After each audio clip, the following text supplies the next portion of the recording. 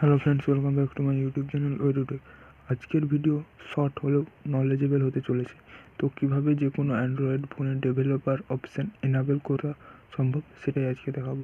তো ভিডিও শুরু করা যাক। তো এর জন্য প্রথমে আমাদের সেটিংসে ট্যাপ করতে হবে। সেটিংসে ট্যাপ করার পর আমরা যদি অ্যাডিশনাল সেটিং অপশানে ক্লিক করি, এখানে ডেভেলপার অপশান শো করছে না। তো কিভাবে এই ডেভেলপার অপশান এনাবেল করা সম্ভব সেটাই দেখাচ্ছি। তো এর জন্য প্রথমে আমাদের অ্যাবাউট ফোন সেকশানে যেতে হবে। অ্যাবাউট ফোন সেকশানে যাওয়ার পর এখানে ভার্সন অপশান শো করবে এবং এখানে ভার্সন অপশানে যাওয়ার পর ভার্সন অপশানে 7বার ক্লিক করতে হবে এবং 7বার ক্লিক করার পর ডেভেলপার অপশানটি এনাবেল হবে। তো আমি ভার্সন অপশানে 7বার ট্যাপ করছি।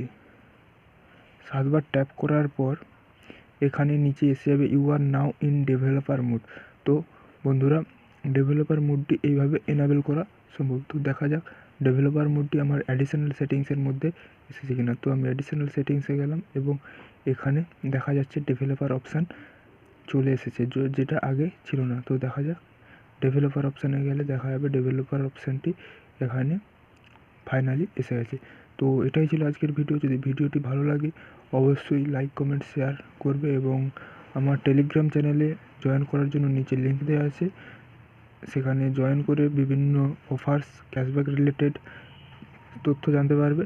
তো অবশ্যই চ্যানেলে নতুন হয়ে থাকলে সাবস্ক্রাইব করে বেল আইকন ট্যাপ করে দিন।